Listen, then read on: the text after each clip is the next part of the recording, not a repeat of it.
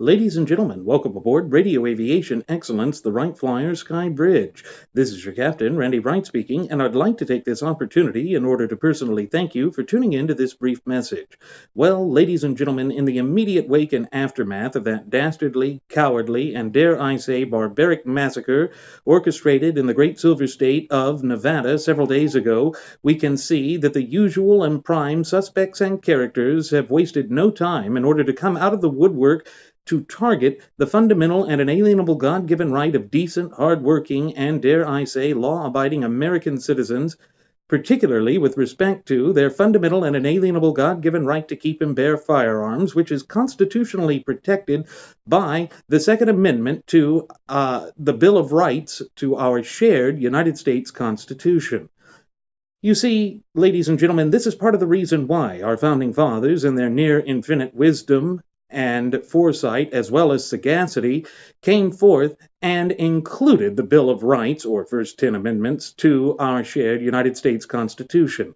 George Mason was the principal backer of that and was able to convince James Madison, the father of our shared United States Constitution, to include the Bill of Rights. The reasoning that our founding fathers had for including the Bill of Rights was for the sorts of things that we've seen in the immediate wake and aftermath of any one of these mass shootings.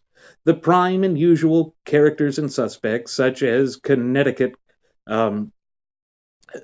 Senator Murphy there, have already gone forth to proclaim that we have a major problem here because there is ready and easy access to firearms. Of course, what these frothing-at-the-mouth Fabian socialist leftists are going to run into each and every time that they attempt to encroach upon and abridge our fundamental and inalienable God-given rights is the fact that our founding fathers had developed these rights to ensure that such chicanery could not be accomplished in the heart of the land of the free and the home of the brave.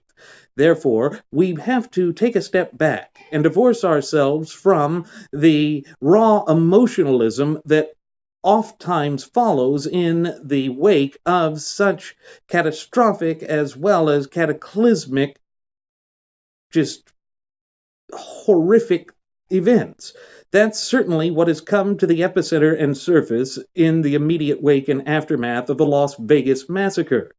We don't know much about the background of this individual, other than the fact that his father was a notorious bank robber who was at one time on the FBI's most wanted list, and that he was a former postal worker and IRS agent.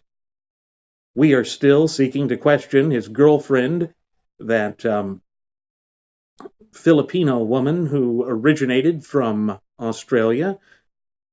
But the fact of the matter is, why is it that each and every time something of this magnitude and scope occurs in the heart of the land of the free and the home of the brave, that the first thing that these frothing-at-the-mouth Fabian socialist leftists will do is target our fundamental and inalienable God-given right to keep and bear firearms?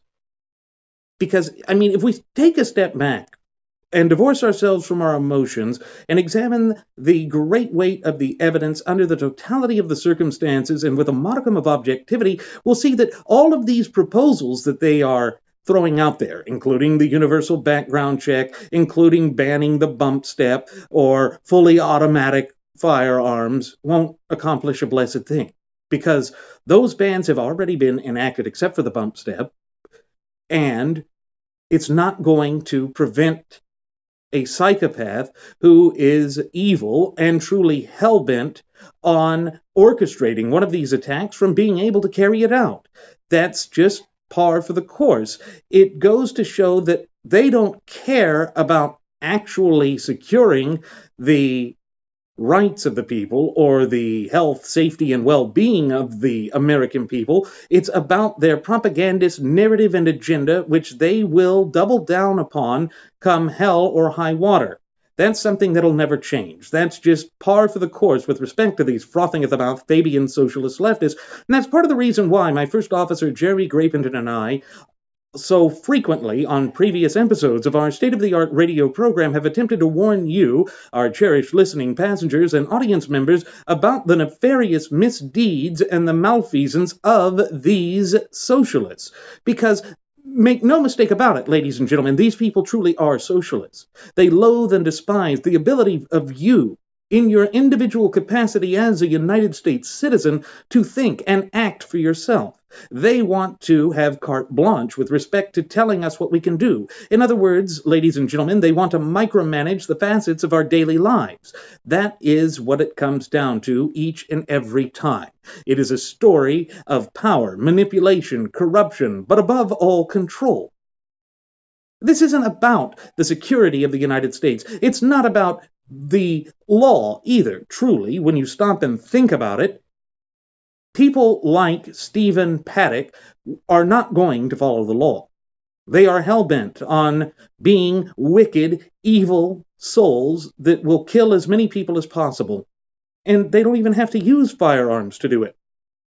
It's just that there is a propagandist narrative and agenda which the left has utilized certainly well throughout the course of the past half-century, in order to double down on their attempts to control the narrative in the country and to seemingly attempt to control what we can and do, both as a nation and people. You see, they want to create a separate law for themselves. Facts are certainly something that they're not going to allow to get in their way to prevent them from doubling down on this narrative and agenda. This is why they attempt to hyper-politicize everything, and that's part of the reason why the heart of the land of the free and the home of the brave finds itself as divided as it is today. Unfortunately, we've seen that the 45th president of these United States of America, Donald J. Trump, has already gone forth in front of the cameras of the rank and file of the graduates of Pavlov's School of Journalism for the salivating mainstream media in order to proclaim that we will talk about gun control measures as time goes on.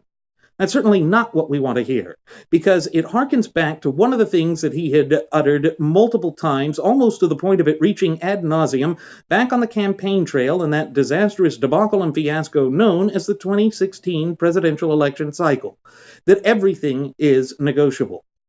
But when it comes to our fundamental and inalienable God-given rights, those things are non-delegable, nor are they negotiable. They are most certainly non-negotiable.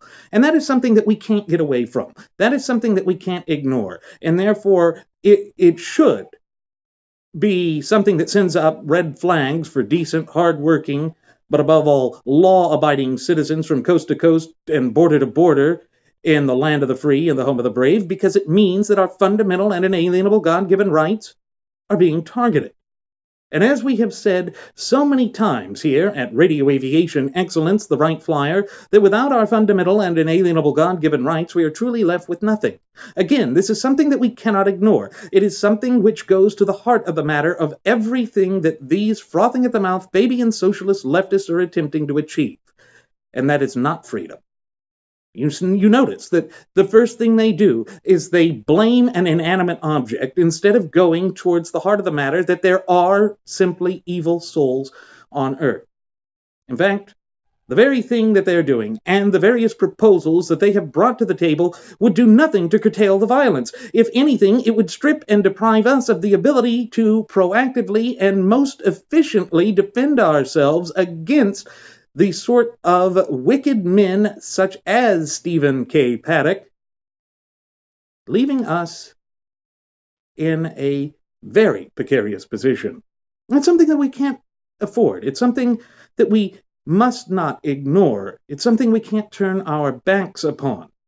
And therefore, dear cherished listening passengers and audience members, what we must do is continue to foster a fluent and working knowledge and understanding of our shared United States Constitution, and thereby our fundamental and inalienable rights, which were endowed to us by our Creator, who happens to be none other than the God of nature himself, so that we can stand up to these charlatans and explain to the people at large that these sorts of measures that they are proposing would be impotent right from the get-go.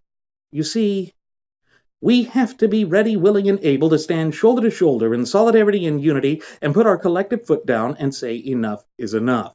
The Steve Paddocks of the world should not and most certainly will not be enough to strip and deprive us of our fundamental and inalienable God-given rights, because we are still the land of the free and the home of the brave, and we must always remain as such. And the only way to do that is to defend our fundamental and inalienable God-given rights.